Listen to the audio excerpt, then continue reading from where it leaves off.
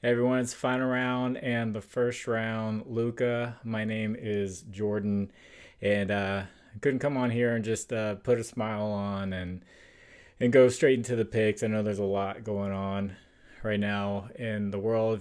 Some of you guys know I live in Charlotte. I took that train for 2 years, so it's crazy to see what's going on. But I am glad that we have sports, something to take our mind off of everything that's going on, something that we can argue back and forth on, but it's all good fun and something that can bring us together. So with that, you will see images that come up on the screen right there. That's from a data app called Outlier. There will be a link in the description for a 7-day free trial for Outlier. So we have the Washington Commanders at the Green Bay Packers. I'm going to do the props first, one for each team, and then I'm going to do a game pick. So the first prop that I like is going to be Austin Eckler over 21.5 receiving yards at minus 118. So he's one of the better receiving backs in the NFL.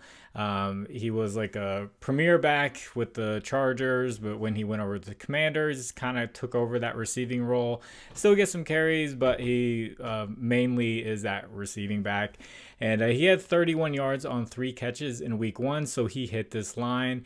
Last year, he hit this in about 60% of games. But looking at Outlier, they'll tell you how the previous week's running backs did versus their lines. And both of the lines, running backs, Jahmyr Gibbs and David Montgomery, went over their receiving yards. Gibbs had 10 receptions and Montgomery had 4. Montgomery's not even that big of a receiving back to where he would get 4. And the Packers actually gave up the 5th most receiving yards to running backs last season. And I think the presence of Micah Parsons has a huge part to do with it. With him rushing the quarterback now, and them already giving up that many yards, the pass rush is pretty lethal. So as a quarterback, you're thinking, I got to get this ball out quickly. You can't make that extra read. You need to check it down because you have Micah Parsons coming after you. So I think that's what happened with the Lions, and the Lions were in comeback mode, so they had to throw the ball a lot more. And that's potentially what we could see here with the Commanders. Just quick checkdowns to Austin Eckler. Hopefully you can get more than 3 receptions, but 3 was able to go over this receiving line. So I really like Austin Eckler. Now, before I get into this other prop and game pick, if you guys could, please like the video. If you haven't, please subscribe to the channel. If you have a little bit of extra time, please leave a comment for the algorithm. You say anything. Helps you get that video out there for more people to see. Appreciate all the comments on the last video. Really helped boost it. I want to shout out the app Rebet. Rebet is a social sports book. You see all the states on the screen where you can use this. You can bet money line, spread, straight bet, all that good stuff. And states that you can't use DraftKings or Fanduel, promo code is final round. They'll match 100% up to $100. Once you put that promo code in, I'll put a link in the pinned comment, and there's one in the description that'll take you straight there. Thank you to anyone who uses it. And this next pick is going to be one of the Packers. It's going to be Jordan Love under 0.5 interceptions at minus 115. So he started off last year horribly. He threw an interception in the first 5 or 6 games. I believe might have been 7, but he settled in and didn't throw an interception for the final 7 games of the regular season. And then when he ran into the Eagles in the playoffs, he threw 3 interceptions.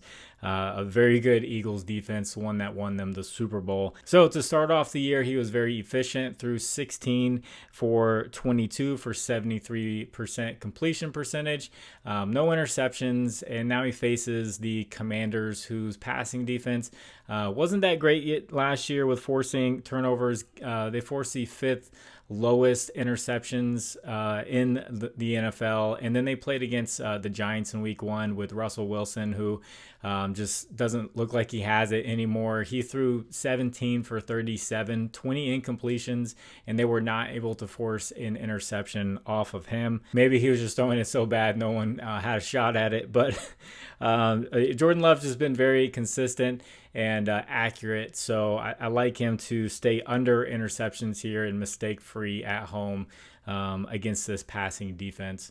And then with this money line or spread, people were asking me about where's the bets coming at? Where where's the money going towards, because I had my fade the public section in my week 1 video, which I will do for the week 2 video. I'll point out all the ones where the away team has 70% of the bets, and we went with the home team.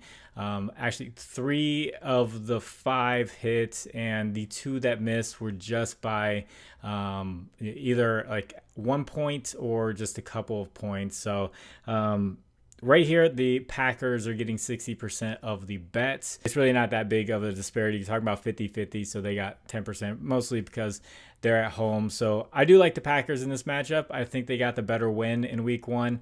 The Commanders played against the Giants team with a struggling Russell Wilson. While they held them to 6 points, they scored 3 touchdowns, 21-6.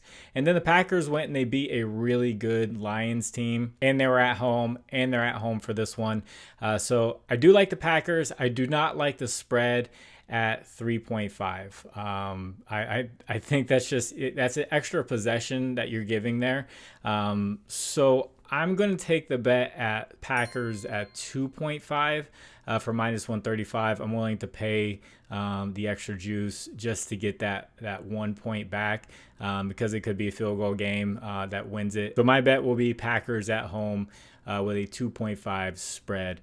I definitely think this is a year where Jordan Love is going to become more consistent.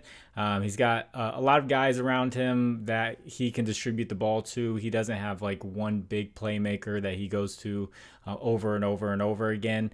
But he can spread the ball around. They have a running game, solid running game with Jacobs, where they can move the chains. He's not gonna break off 80-yard runs. And now that I said that, he probably will. Then they have a defense now that has a guy like Micah Parsons, who's a queen on the chessboard, who you can move around, where a quarterback has to always know where he is on the field, where he is coming at.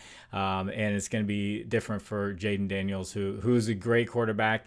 And I think the Commanders are going to be great also, just like they surprised everyone last year. But I just feel like the Packers showed more in that first week. So if you guys would like to discuss lines further, I have a Discord. Link is in the description. You hop on in there.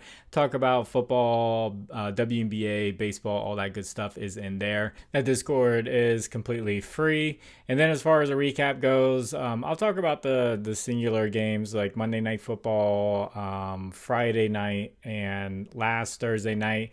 They all did not do well. So if you want to fade these picks, you absolutely can. Basically, that first week was just going off of just pure speculation, kind of what's going on last year, and we kind of have that for week 2. But we have an idea now. We have an idea what these teams look like. We have an idea, which teams want to feed their running back. We know who's going to get carries. We know who's going to get targets. All that. So we have part of a picture. Last week it was kind of just pure speculation. Let's just make picks based off of these lines, these high lines, and just hope it plays out that way. And it didn't turn out so pretty, except for week 1 Sunday, when I had thousands of props to choose from. Then I could pick, cherry pick and find the ones that I really, really, really liked. And I did fine for Sunday. So hopefully this one goes a lot better for a singular game. God bless you. It's final round. My name is Jordan. I will catch you on the next one. Bye.